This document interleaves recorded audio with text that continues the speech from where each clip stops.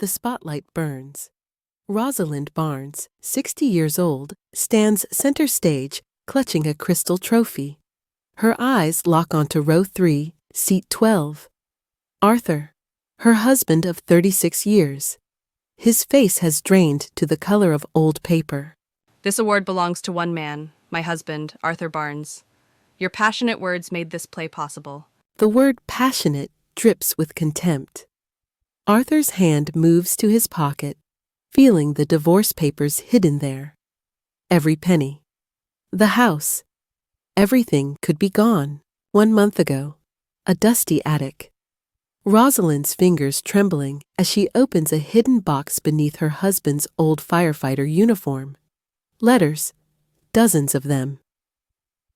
To a 25-year-old actress named Amber. My young muse, your youth ignites my final flame. The words make her stomach turn. Then she finds it. The sentence that changes everything. Soon we'll sell the old house and start our new life together. 36 years of marriage, ash in an instant. The firefighter's pension, their only home, her entire future, about to vanish for a young woman's body. You made me a supporting character in my own life, but now you'll be the star of my play. The most pathetic, ridiculous star anyone has ever seen. This is your love letter, and my revenge. She raises the trophy high. The first act has only just begun. 3 months earlier, October in Millbrook, Pennsylvania. The kind of autumn day where cold rain makes everything smell like rust and regret. Rosalind Barnes stood at her kitchen window, watching water streak down the glass. 60 years old. 35 years as a town librarian, now retired. 36 years married to Arthur Barnes, retired fire battalion chief. Their life had settled into a rhythm as predictable as the ticking clock on the wall. Except something had changed. Arthur emerged from the bedroom wearing cologne. Not the drugstore aftershave he'd used for decades, but something expensive. Something that made Rosalind's eyes water when he kissed her cheek. Heading to rehearsal, hun. Don't wait up. It's Tuesday. Rehearsals are on Thursdays. Arthur's hand went to his firefighter tattoo. Once, twice. A nervous habit Rosalind had catalogued over 3 decades. Extra session. The new girl needs help with her lines. Amber, I think her name is. He said the name too easily, like he'd been practicing. Amber. Yeah, young kid, fresh out of college. Wants to be an actress. You know how it is. Rosalind watched him grab his keys. The expensive cologne lingered in the kitchen long after his car disappeared down Oakwood Drive. She poured herself more coffee, black and bitter. Her index finger tapped 3 times on the counter. An old librarian habit. Cataloging. Filing. Noting. Something was wrong. But 36 years of trust isn't easily broken. So Rosalind pushed the thought away, cleaned the kitchen, and tried to ignore the cold knot forming in her stomach. The rain grew heavier by afternoon. Rosalind was reading in the living room when she heard it. A steady drip, drip, drip from above. The attic. The roof was leaking again. She climbed the pull-down ladder with a bucket and flashlight. The attic smelled of dust and old cardboard, of decades compressed into boxes. Her breath made small clouds in the cold air. The leak was worse than she thought. Water had soaked through near the far corner, right where Arthur kept his old firefighter memorabilia. Rosalind hurried over, pulling boxes away from the spreading damp. That's when she saw it, hidden beneath the official storage box, pushed far into the shadows. Another box, unmarked, the cardboard newer than everything else around it. Rosalind's hands moved without permission. She lifted the lid. Letters? Dozens of them. The paper cream-colored, expensive, some with lipstick marks on the envelopes. Her fingers trembled as she unfolded the first one. My darling young muse.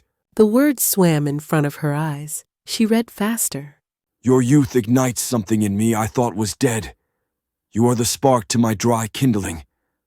At 62, I thought my fire had gone out, But you, sweet Amber, you've shown me I still have heat to give. Rosalind's stomach turned. She grabbed another letter, then another. Last night, when we were alone after rehearsal, I felt alive for the first time in years. You see me as a hero, not as an old man counting down his days. With you, I'm not just Arthur the has-been firefighter. I'm your champion, your protector, your knight. Each letter was worse than the last. Flowery, desperate prose. Arthur comparing himself to Romeo, to Lancelot, Amber as his Helen of Troy. It would have been laughable if it weren't so devastating. Then Rosalind found the letter dated 2 weeks ago. Her hands had stopped shaking. Something cold had replaced the shock. My dearest Amber, I've made the decision. I'm meeting with a real estate agent next month. The house should sell quickly. It's paid off, worth about $180,000. After the divorce is finalized, we'll have enough for our fresh start. Maybe Florida, like you said. Somewhere warm where we can leave all this cold, dead life behind. My pension plus Social Security will support us. You'll never have to work at that diner again. Just 6 more weeks, my love. 6 more weeks, and I'll be free. The letter slipped from Rosalind's fingers. It drifted to the dusty floorboards like a leaf in autumn. She stared at it, at the cheerful handwriting, at Arthur's signature with its flourish at the end. 36 years.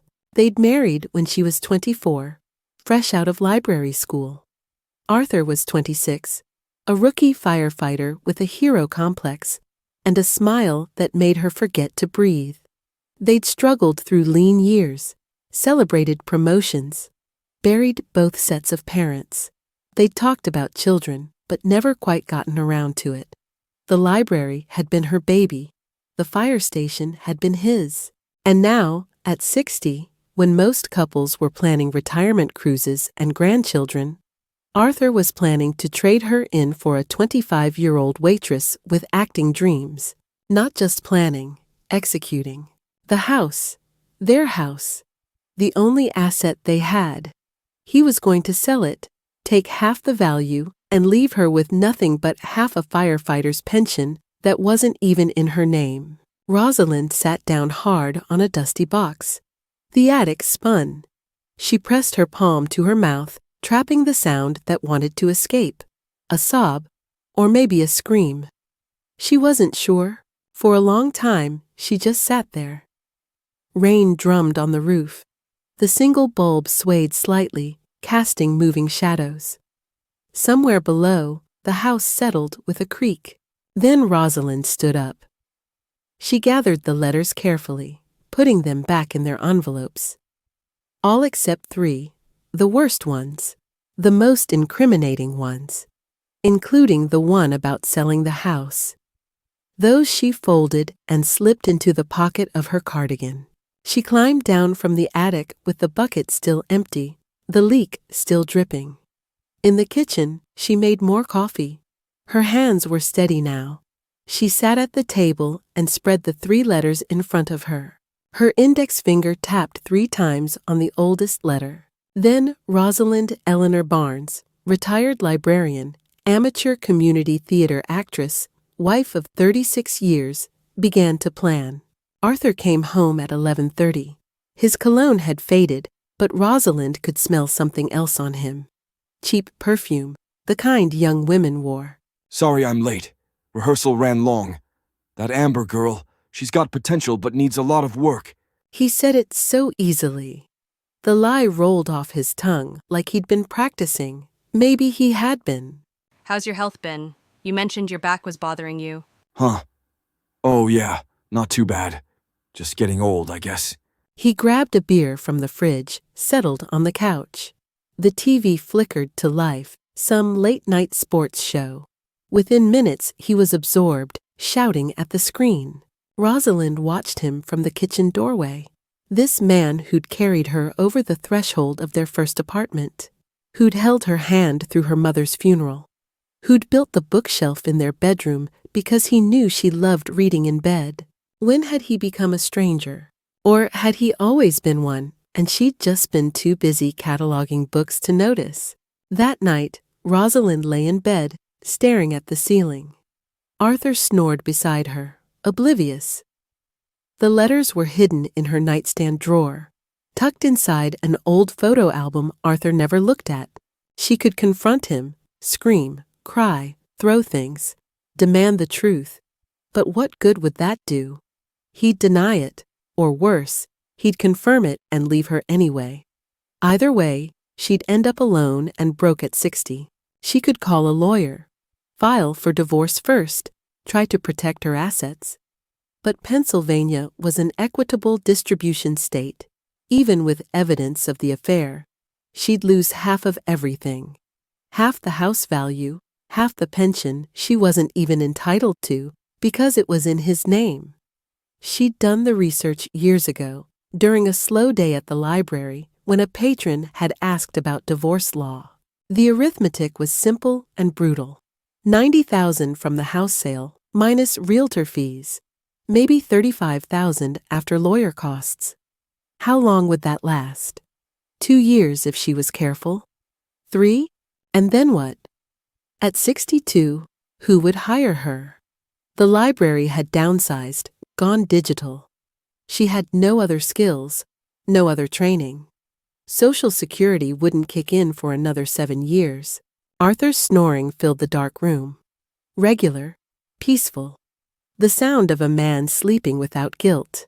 Rosalind's fingers found the familiar gesture, tap, tap, tap on the blanket. She wasn't going to cry, not anymore, because lying there in the dark, listening to her husband's oblivious breathing, Rosalind realized something. The letters weren't just evidence of betrayal. They were something else entirely. They were material, raw, authentic, unintentionally hilarious material. Arthur's overwrought prose, his desperate attempts to sound young and romantic, his clueless arrogance, the way he compared his affair to great literature while misspelling half the references. It was almost Shakespearean in its tragedy. Or maybe it was farce. Rosalind wasn't sure yet. But she knew one thing with absolute certainty. These letters could become something powerful, something public, something devastating. They could become a play. The next morning, Rosalind made breakfast as usual. Eggs, toast, coffee. Arthur came down in his bathrobe, scratching his belly. What's on your agenda today? Oh, the usual. Might stop by the library, check out some books. You read too much. It's not healthy, all that time in your head. He said it affectionately, like a joke they'd shared for years. Maybe they had. Rosalind couldn't remember. You're probably right. She watched him eat, watched him scroll through his phone with a small smile on his face, texting someone. Amber, probably. Making plans for their next rehearsal. Arthur finished, kissed her cheek, grabbed his keys. Love you, hun. See you tonight. Love you too. The words came automatically. Muscle memory. Like breathing. The door closed. His car started, pulled away. Rosalind stood at the window until the sound faded completely. Then she climbed back up to the attic. The rain had stopped, but everything still smelled damp. She pulled down the box of letters, carried it down to the kitchen table. One by one, she read them all. 23 letters in total, spanning 4 months. A complete chronicle of middle-aged delusion and young opportunism. When she finished, Rosalind made a phone call. Martha, it's Rosalind. Are you free for coffee this afternoon? I need your advice on something legal. Of course, hun. The Daily Grind at 3? Perfect. And Martha, bring your lawyer hat, not your friend hat. There was a pause on the other end of the line. What happened? I'll explain everything. Just bring your lawyer hat. After hanging up, Rosalind sat at the kitchen table for a long time. The letters were spread in front of her like tarot cards, predicting a future she hadn't chosen. But maybe, just maybe, she could choose a different future. One where she wasn't the victim, where she wasn't the supporting character in her own life story. Rosalind picked up the letter about selling the house. She read it again, slowly. Then she folded it carefully and put it in a new envelope. On the front, she wrote in her neat librarian's hand, Evidence. On a second envelope, she wrote, Act 1. Her index finger tapped 3 times on the table. Once for the 36 years, once for the betrayal, once for whatever came next. The first act was about to begin, but this time Rosalind Barnes would be writing the script. The daily grind smelled like fresh espresso and cinnamon. Rosalind arrived 15 minutes early, chose a corner table with her back to the wall. Old librarian habit. Martha Goldman arrived exactly at 3, carrying her leather briefcase. They'd been friends since library school 35 years ago. Martha had gone into law, Rosalind into books. Both had married. Only Martha had been smart enough to get divorced. All right, what happened? Rosalind slid the envelope across the table. Read the one on top first. Martha pulled out her reading glasses, opened the letter. Her jaw tightened. That son of a bitch. There are 22 more. How long? 4 months. The earliest letter is dated June. And this Amber person? 25. Waitress. Wants to be an actress. She's in the community theater with Arthur. Martha set the letter down carefully. Have you confronted him? No. Good, don't. We need to document everything first. Bank statements, phone records, credit card bills. Pennsylvania is equitable distribution, but adultery can influence the split if he's been using marital assets. Martha pulled a legal pad from her briefcase. The house is in both names? Yes, bought in 89. Mortgage? 30,000 left. His pension? 3,200 a month, his name only. You're entitled to half of anything earned during the marriage. Bank accounts? Joint, about 15,000 total. Was. I checked yesterday, it's down to 7. Martha's pen stopped. He's been withdrawing? Cash, 200 here, 300 there. Started in July. Listen carefully. We move fast. Get copies of every financial document, bank statements, tax returns, pension statements, the house deed. Open a separate account in your name only. Move half of what's left. You're entitled. Document every time he lies. Keep a journal. Times, dates. Don't sign anything. And don't let him know you know. I won't. Because once he knows, he'll fight dirty. Move money, claim you're unstable. Rosalind wrapped her hands around her coffee cup. How long will a divorce take? 6 months minimum, maybe a year if he contests. My fees are $150 an hour friend rate, 10 to 15,000 total, maybe more. Rosalind did the math. 15,000 in lawyer fees. The house at 180, minus commission, minus mortgage, split in half. She'd walk away with maybe 70,000. Less than 2 years of living expenses. I know that's not what you want to hear. What if I don't want a divorce? Martha looked up sharply. Rosalind, I didn't say I want to stay married. I said I don't want a divorce. Not yet. what do you want? Rosalind pulled out another envelope, the one marked Act 1. I want him to pay, not just financially. I want everyone to know what he is, his reputation, his hero status, his dignity. I want him to feel what I felt. That's not legal advice territory, that's revenge. I know. Revenge is expensive. I have an idea. I'm going to write a play, using his letters. Every ridiculous, pathetic word. Turn his affair into theater. Submit it to the Millbrook Festival. Martha stared. You're going to what? The festival has a $10,000 prize. Submissions due in 3 weeks. If I win, that's my safety net. Lawyer fees plus living expenses. But more than that, the festival is public. Everyone in town goes. His firefighter buddies, our neighbors, everyone. So you're going to publicly humiliate him. I'm going to hold up a mirror. Martha started to laugh. That's brilliant. And absolutely insane. He'll know it's about him. Let him know. The characters will have different names, different details. But anyone who knows Arthur will recognize him. He could claim defamation. Truth is an absolute defense, and I have his letters. You've thought about this. I spent 35 years cataloging other people's stories. Maybe it's time I wrote my own. Martha picked up her coffee. Okay, legal opinion, document everything. Protect your assets. Keep the original letter safe, make copies. Change enough details that he can't prove it's specifically about him. Different occupation, ages, setting, and don't submit under your real name. My maiden name, Rosalind Thompson. Good, now friend opinion. Are you sure? Because once you do this, you can't take it back. This is war. Rosalind looked at the letters. He was going to sell our house and leave me with nothing after 36 years. So yes, this is war, and I'm going to win. Over the next week, Rosalind became someone she barely recognized. Someone methodical, cold, efficient. She waited until Arthur left, then spent hours photographing documents, bank statements showing cash withdrawals, credit card bills, charges at the Riverside Diner, at a motel, at a jewelry store, receipts, dinner for two at restaurants they'd never been to together, phone bills, hundreds of texts to a number she didn't recognize, a business card for a real estate agent, a note on the back, call after Thanksgiving for appraisal. Everything went into folders, photographed, dated, organized with librarian precision. She opened a new bank account, transferred $7,000, half of what was left.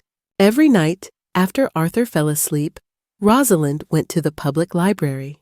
She logged onto computers with privacy screens and researched playwriting structure, 3-act format, character development. She read Albee and Williams and Shepard. She checked out books on divorce law, pension division, equitable distribution. She made notes. She planned. One evening, she followed Arthur, watched him park at the Riverside Diner. A young blonde with a nose ring got into his car. They drove to the Route 30 motel. Rosalind sat across the street for 2 hours, watching room 117. When they emerged, Arthur's arm was around Amber's waist. The girl was laughing.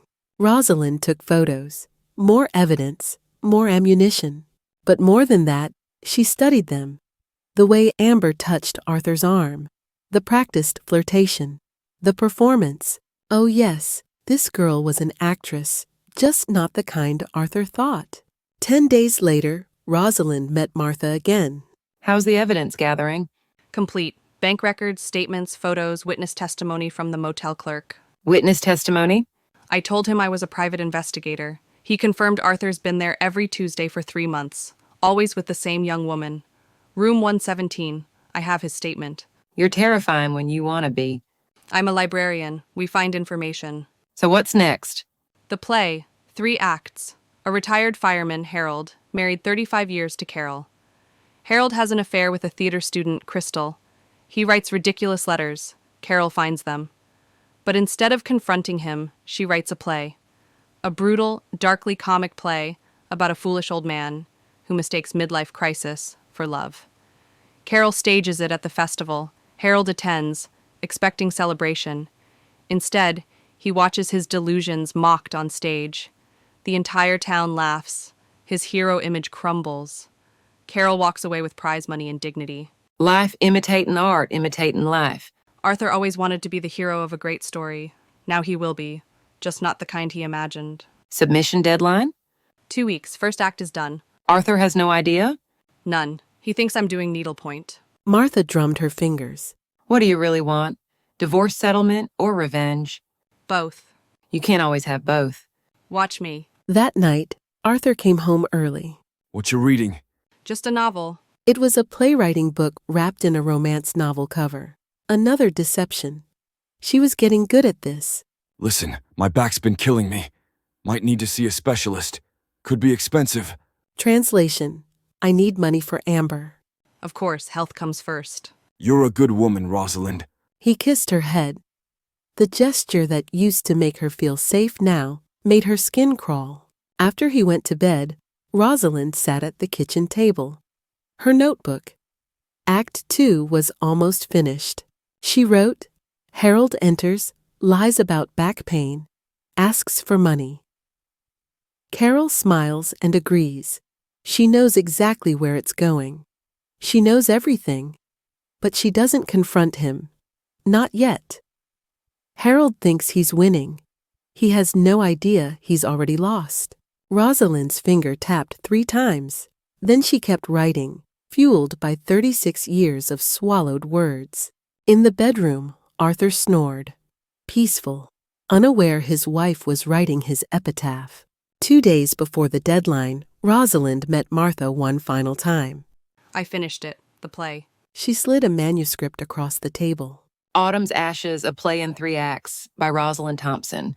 I wanted you to read it first. Tell me if I've crossed legal lines. Martha flipped through pages, her expression changing. Surprise, anger. Then she laughed. This is savage. Brilliant, but savage. You've taken every letter and twisted them. The scene where Harold reads poetry and Crystal pretends it's profound, that's comedy gold. And the ending, when Carol reveals she knew all along, that's cold-blooded. Is it legal? You changed enough details. Different names, occupations, city. Harold's a retired cop, not firefighter. Crystal's a nursing student, not waitress. Technically fiction. Could Arthur sue? Maybe. Would he win? Unlikely. Would he try? Doubtful. He'd have to admit publicly it's about him. Martha closed the manuscript. You've backed him into a corner. Stay quiet and endure humiliation, or speak up and confirm everything. Either way, he loses. That's the idea. One question. What do you really want, revenge or justice? What's the difference? Justice is making things right. Revenge is making things hurt. Rosalind finished her cold coffee. Maybe I want both. Is that wrong? No, just human. Rosalind stood. I'm submitting it tomorrow. First thing. After that, no going back. Are you ready? I've been ready for 36 years. I just didn't know it until now. That evening, Rosalind made pot roast, Arthur's favorite. She set the table with their good dishes. What's the occasion? No occasion. Just felt like cooking something nice. They ate in silence. Rosalind watched him smile across the table. This man who'd promised forever, who'd broken that promise so thoroughly he couldn't see the wreckage. This is great. Really great. You know, maybe we should take a vacation. Just us. Somewhere warm. Maybe Florida. Florida, where he and Amber planned their new life. Florida would be nice. We could look at houses. For retirement. Yeah, exactly. For retirement. He couldn't meet her eyes. After dinner, Arthur watched television. Rosalind cleaned the kitchen, dried the good dishes, put them away. Each motion careful, deliberate. The last time as Arthur Barnes's wife. Tomorrow, she'd submit the play. Tomorrow, the first domino would fall. In the living room, Arthur laughed at the TV, hollow and false. Rosalind dried her hands. Her finger tapped 3 times on the counter. Once for what was. Once for what could have been. Once for what would be. The second act was complete. The third was about to begin. And this time, Rosalind Eleanor Thompson Barnes would be writing every word.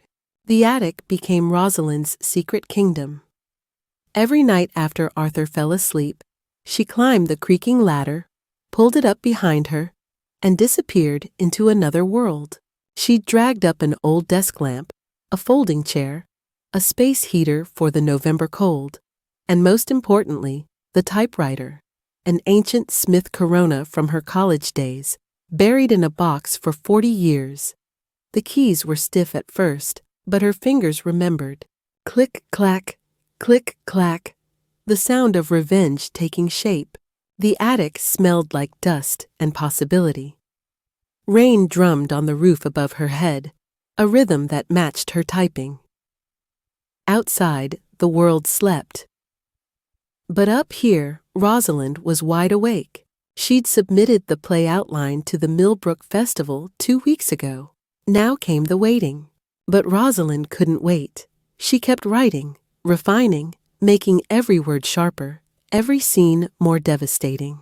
Arthur's letters sat in a neat stack beside the typewriter, her source material. She'd read them so many times she had whole passages memorized. My darling young muse, you are the spark to my dry kindling. She typed, changing just enough. Harold, Crystal, my dear, you're like gasoline on my smoldering embers. She paused, smiled coldly. Better, more ridiculous. The audience would howl. Scene by scene, she reconstructed Arthur's affair as farce. Harold, the aging hero desperate to recapture his glory days. Crystal, the calculating ingenue who saw a retirement fund, not romance. And Carol, the wife who'd been underestimated for decades, finally taking center stage. Rosalind wrote until her fingers ached, until the space heater clicked off and the cold crept back in, until the sky outside the small attic window began to lighten. Then she'd hide everything: typewriter under a drop cloth, papers in a box marked Christmas decorations, climb down the ladder, slip into bed beside her snoring husband, sleep for 2 hours, wake up, make breakfast, pretend. 3 weeks into November, the phone rang. Rosalind was folding laundry. Arthur was out. Another Tuesday rehearsal that wasn't really a rehearsal. She answered on the third ring. Ms. Thompson, this is Howard Chen from the Millbrook Festival Committee. Rosalind's heart stopped. She sat down carefully on the couch. Yes, this is she. I'm calling about your submission, Autumn's Ashes. I have to tell you, the committee was unanimous. Your play is extraordinary. The room tilted slightly. Extraordinary? Brutal, honest, darkly funny. We've selected it for the festival. Final performance is scheduled for the last Sunday in November. Awards ceremony immediately following. I hope that works for your schedule. Rosalind looked at the calendar on the wall. Last Sunday in November, 3 weeks away. That's perfect. Wonderful. We'll need to meet to discuss casting, rehearsals, technical requirements. Are you available this week? Absolutely. Whatever you need. Excellent. One question, if you don't mind. The character of Harold. He's so vividly drawn, so painfully real. Is he based on someone you know? Rosalind's grip tightened on the phone. All characters are inspired by life, Mr. Chen, but Harold is fiction, pure fiction. Of course. Well, your fiction is remarkable. I look forward to bringing it to life. After hanging up, Rosalind sat very still. Then she started to laugh, quietly at first, then harder, until tears ran down her face. It was happening. It was really happening. Her play, her revenge, her story. 3 weeks until Arthur's world ended. Rosalind threw herself into preparations, met with Howard to discuss staging, attended a read-through with the actors sitting in the back row, anonymous. The actor playing Harold was perfect, pompous, self-important, completely oblivious to how ridiculous he sounded. Just like Arthur, at home, she maintained the charade, cooked dinner, did laundry, smiled when Arthur kissed her goodbye before his Tuesday outings. But at night, in the attic, she polished the final draft, added stage directions, refined dialogue, made sure every word would land like a knife. The letters remained her guide. Arthur's flowery prose, his desperate romanticism, his complete lack of self-awareness. She used it all. One night, she was so absorbed in writing that she didn't hear the bedroom door open downstairs, didn't hear Arthur's footsteps in the hall, didn't hear the attic ladder being pulled down. Rosalind? She froze, her fingers still on the typewriter keys, the manuscript pages scattered across the desk. Arthur's letters in plain view. What are you doing up here? His head appeared through the attic opening. Rosalind's mind raced. She grabbed the nearest thing, her old knitting basket shoved in a corner years ago. In one motion, she swept the manuscript pages under a drop cloth, pulled the knitting basket onto her lap, grabbed needles and yarn. Knitting. Couldn't sleep, so I thought I'd work on the scarf I started last winter. Arthur climbed fully into the attic, looking around. His eyes lingered on the typewriter, barely visible under its cover, on the desk lamp, on the space heater. Up here? In the middle of the night? In the cold? It's peaceful. No TV noise. And I found the heater. It's actually quite cozy. She forced her hands to move. Knit, purl, knit. The needles clicked. Her heart hammered. You're acting strange lately. Are you okay? The concern in his voice was almost funny. This man who was planning to abandon her worried she was acting strange. I'm fine. Just restless sometimes. You know how it is. I guess. Just seems weird, that's all. Coming up here every night. Every night? I've noticed. The ladder's down most mornings when I wake up. He'd been noticing, watching. Rosalind's skin prickled. Well, like I said, I've been having trouble sleeping. The knitting helps, gives my hands something to do. Arthur moved closer. Rosalind kept knitting, kept her face calm. If he looked under that drop cloth, if he saw the manuscript, the letters, everything would be ruined. You sure that's all it is? You're not sick or something? I'm sure. Just getting old, I suppose. Sleep doesn't come as easily. He studied her face.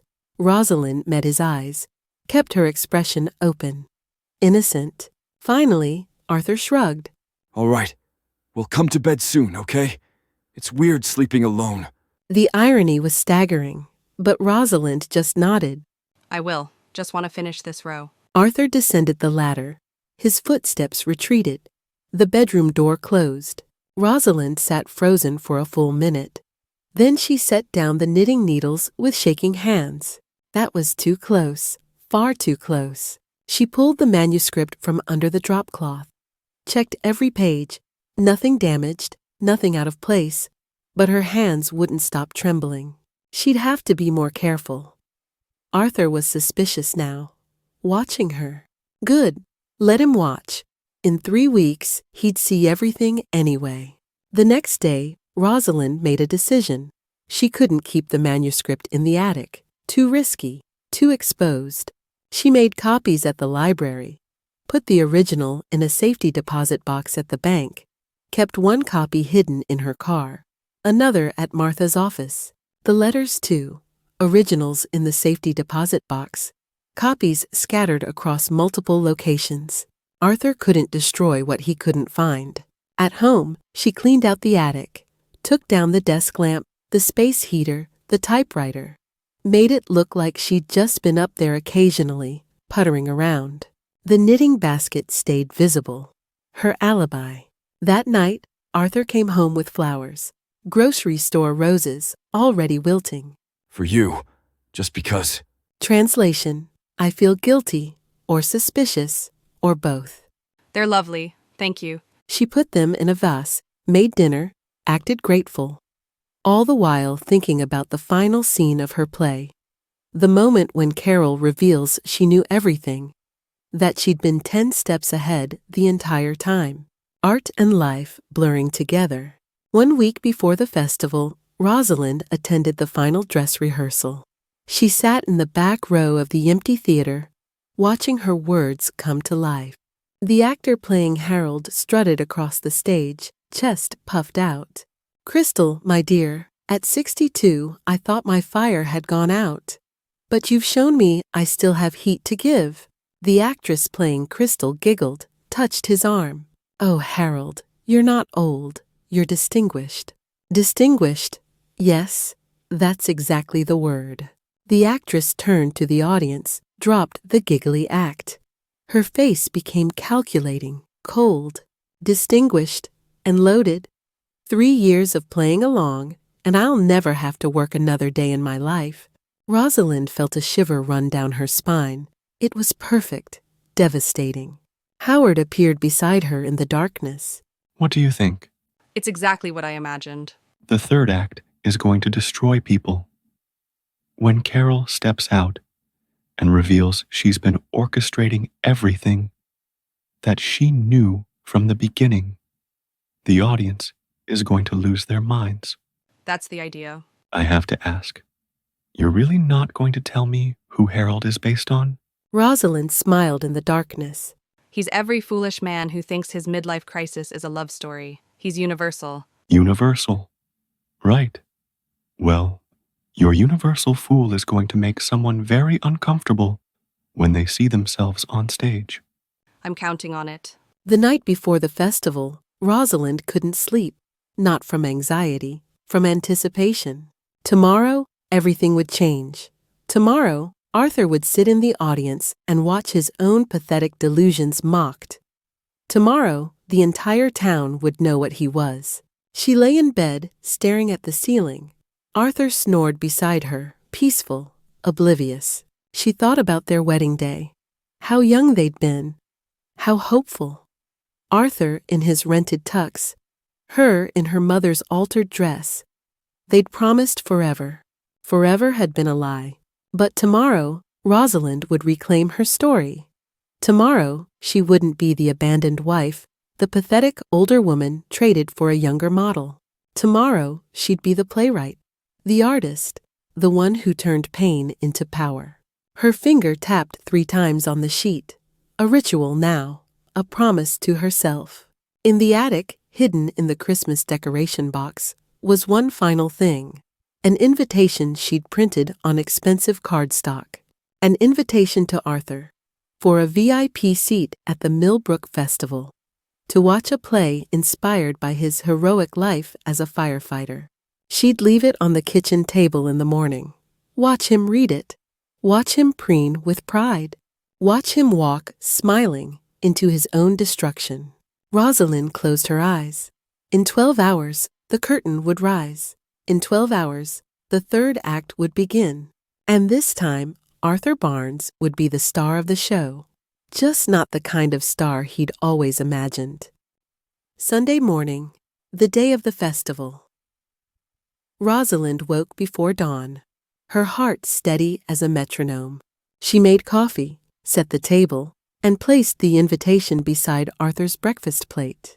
When Arthur came down, scratching his belly, yawning, he didn't notice it at first. He poured coffee, grabbed toast. Then his eyes landed on the cream cardstock. What's this? An invitation to the Millbrook Festival tonight. There's a new play. The director thought you might enjoy it. It's about a heroic firefighter. Arthur picked up the invitation, read it. His face lit up. A play about a firefighter. Really? The director said it celebrates public servants, heroes. He reserved a VIP seat for you. 3rd row, center. VIP seat. Well, that's nice. Real nice. You know, I always thought my life would make a good story. Rosalind sipped her coffee. I'm sure it will be very entertaining. You coming with me? Of course, I wouldn't miss it. Arthur beamed. He tucked the invitation in his shirt pocket, patted it twice. A play about heroes. That's something. That's really something. Rosalind watched him finish breakfast, watched him shower and shave with extra care, watched him try on 3 different shirts before settling on one. He was preparing for his coronation. He had no idea he was dressing for his execution. The Riverside Playhouse filled quickly. 200 seats, nearly all occupied. Rosalind recognized faces everywhere. Arthur's old firefighter crew, neighbors, church members, the entire community theater group. And there, in the back corner, trying to look inconspicuous, Amber, the young blonde with the nose ring. She'd come to watch her lover be celebrated. Poor stupid girl. Arthur shook hands as they walked to their seats, playing the humble hero, accepting congratulations for a play he hadn't even seen yet. Just doing my civic duty, you know? Firefighters. We're all heroes, really. They reached row 3. Arthur settled into his VIP seat like a king on a throne. Rosalind sat beside him, hands folded in her lap. Her heart was still steady, calm. After all these weeks of planning, of writing, of waiting, the moment had finally arrived. You nervous? You seem quiet. Just excited. I think you're going to find this very memorable. The lights dimmed. Conversations hushed. The curtain began to rise. Rosalind's finger tapped 3 times on her knee. Once for the beginning, once for the middle, once for the end. The end was now. Act 1 opened on a living room. A worn couch, a coffee table, photographs on the walls. An older couple, clearly married for decades. The actor playing Harold entered, stretching, yawning. The audience chuckled. He was wearing a bathrobe, belly protruding. Arthur shifted slightly in his seat. "Carol, honey, where's my coffee?" "On the counter, where it always is." "You're a saint. Don't know what I'd do without you." The actress playing Carol smiled tightly, poured coffee, the mundane domesticity of it all. The audience settled in, thinking they knew where this was going. Then Harold checked his phone, smiled, typed quickly. "Got rehearsal tonight. Theater group. Might be late." "Again? That's the 3rd time this week. New girl needs extra help. Crystal, Sweet kid. Wants to be an actress. Someone's gotta mentor her, you know. Arthur sat up straighter. Beside him, Rosalind felt the change in his posture. The scene continued. Harold leaving. Carol alone. Carol finding letters hidden in the attic. The actress opened the first letter, read aloud, "My darling Crystal, you are like gasoline on my smoldering embers." The audience laughed. It was ridiculous, overwrought, funny. Arthur's hand went to his firefighter tattoo. Once, twice. Rosalind. His voice was a whisper. She didn't look at him. Shh, the play's just starting. Act 2. Harold and Crystal's affair in full bloom. Every scene, every line, pulled directly from Arthur's letters. Changed just enough. But anyone who knew Arthur recognized the words. Harold strutting around the stage, chest puffed out. "At 62, Crystal, I thought my fire had gone out. But you've shown me I still have heat to give." Polite laughter from the audience. Some uncomfortable shifting. Arthur's face had gone pale. Then Crystal's monologue, facing the audience, breaking the fourth wall. "He thinks I love him. Poor old fool. He thinks these dinners, these gifts, these letters mean something. But I see his pension statement. I see his house deed. 3 more years of playing along, and I'll never work another day in my life. All I have to do is giggle at his terrible poetry and pretend his sagging body is attractive." The laughter died. The audience shifted uncomfortably. This wasn't funny anymore. This was cruel. Honest. Real. Arthur's hands gripped the armrests. His breathing had gone shallow. We need to leave. We can't. You're the VIP guest. It would be rude. He looked at her then. Really looked. And for the first time, Arthur Barnes understood. You did this. Shh. People are watching. You don't want to make a scene. He was trapped, surrounded by colleagues, friends, neighbors. He couldn't leave without admitting why. Couldn't stay without enduring more. He chose to stay. The wrong choice. Act 3, Carol's Revenge. The actress stood center stage, Harold's letters spread at her feet. "I found these 3 months ago. Every pathetic word, every desperate declaration. I could have confronted him, could have cried, screamed, thrown him out. But I realized something. These letters weren't just evidence of betrayal. They were art, unintentional comedy. The ravings of a foolish old man who mistook his midlife crisis for epic romance. The audience was completely silent now, transfixed.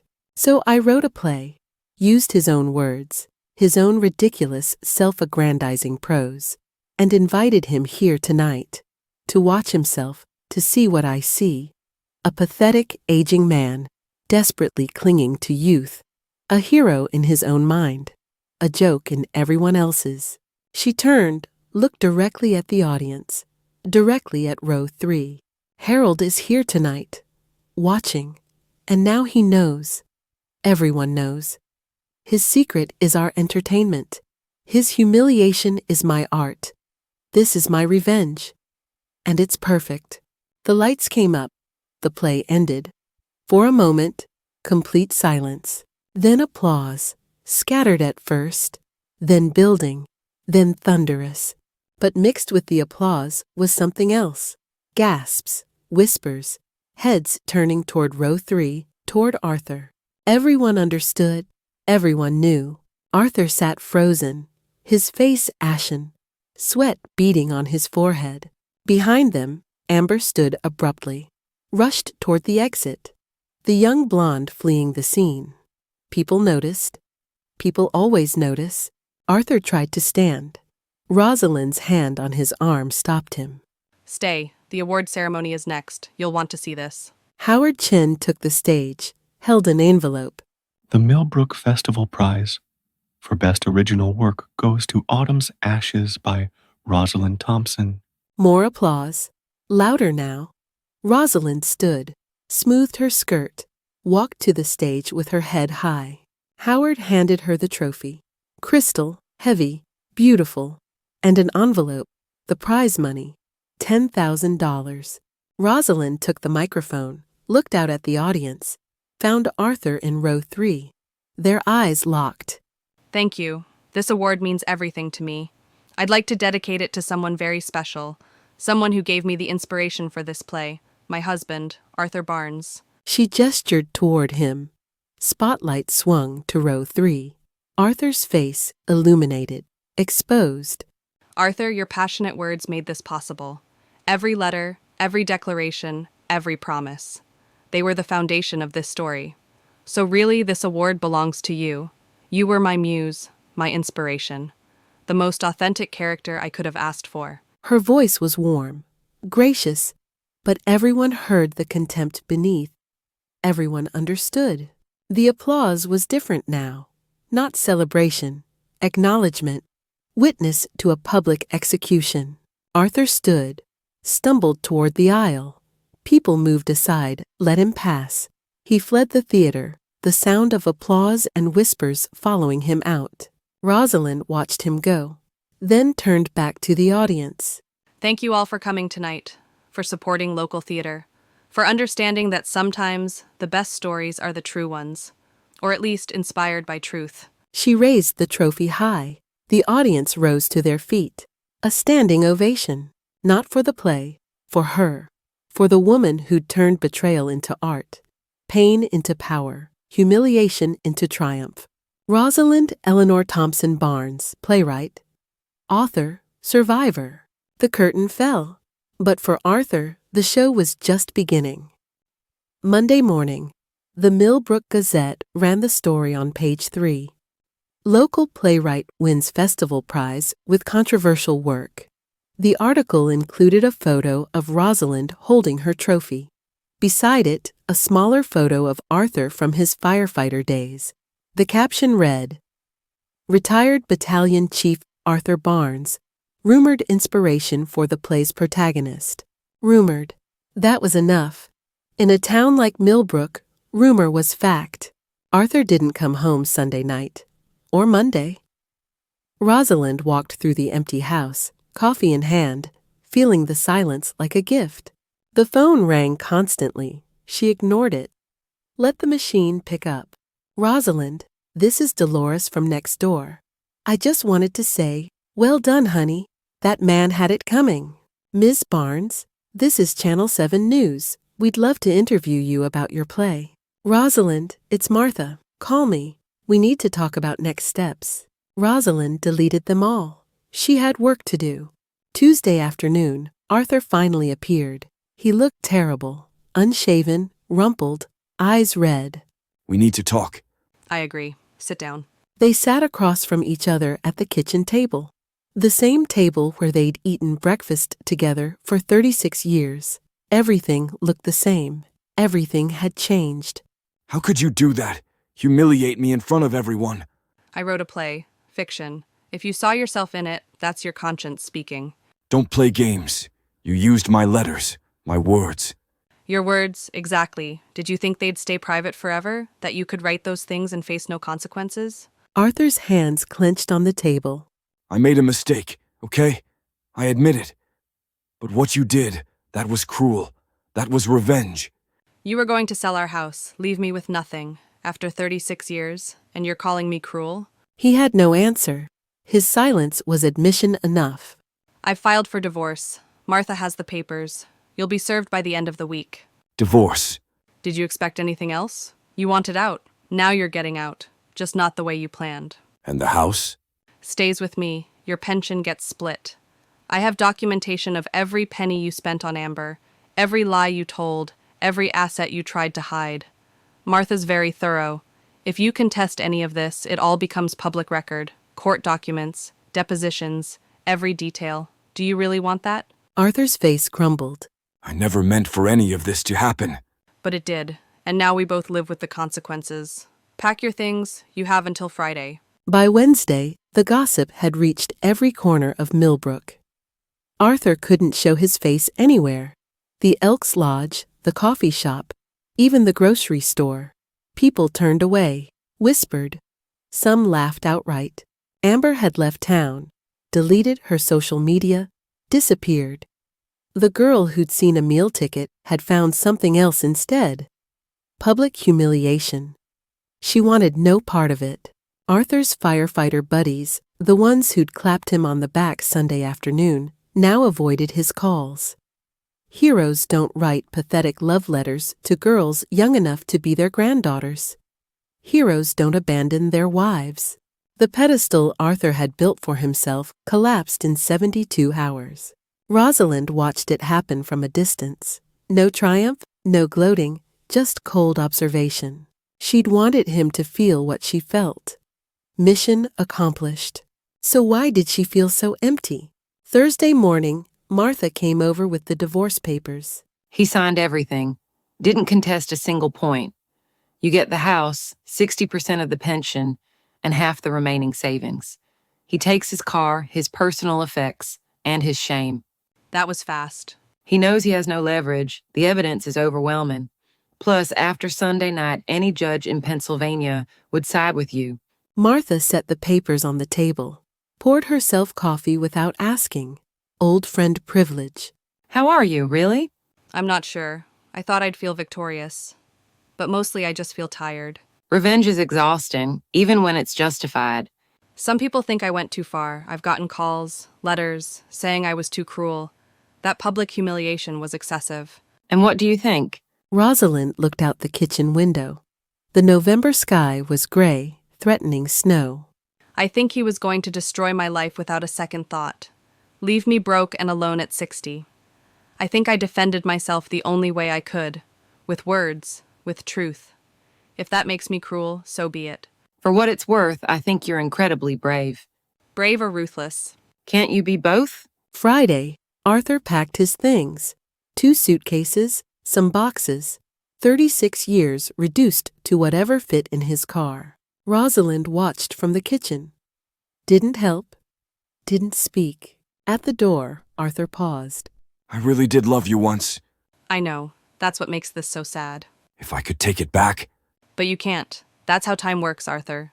We move forward. We face consequences. We become the people our choices make us. He nodded, picked up his suitcases, walked out the door.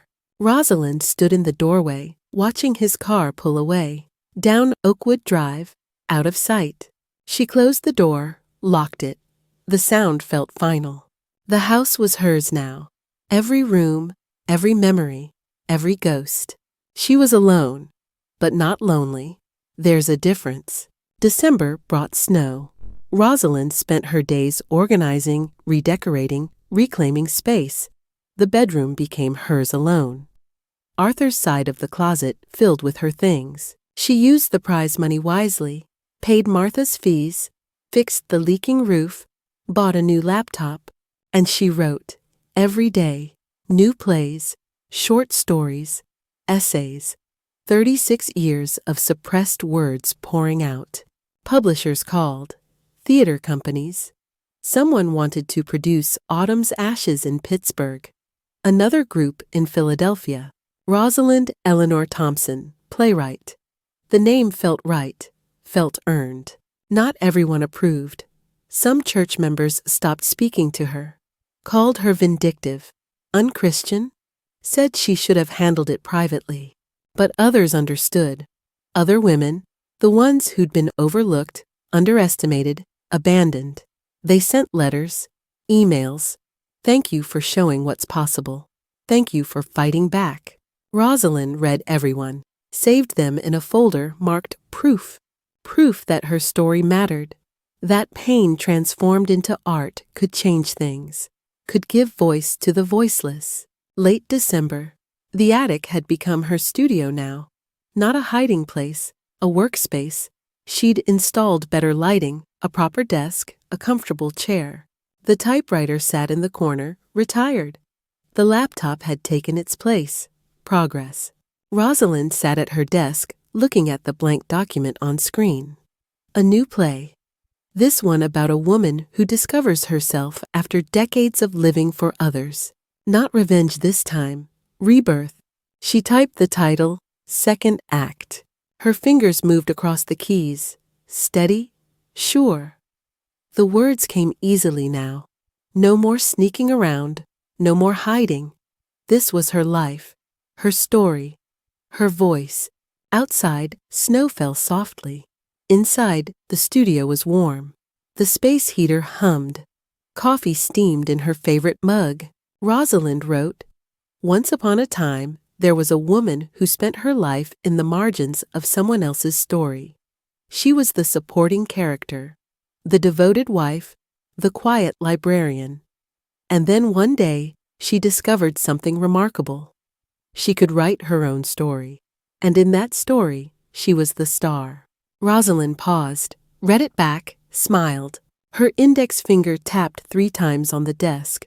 Not anxiety anymore, not cataloging, just rhythm, the beat of something new beginning. She kept writing. The afternoon faded to evening. The house stayed quiet, peaceful, hers. At 60 years old, Rosalind Barnes had finally found her voice, and she had so much left to say. The second act of her life was just beginning, and this time she was writing every word. Thank you for listening to this complete audiobook. If this story touched you, please subscribe and like this video to support more quality audiobook content. Share your thoughts in the comments. We read every single one. Hit the bell for notifications about our next story. Until next time, keep discovering amazing stories.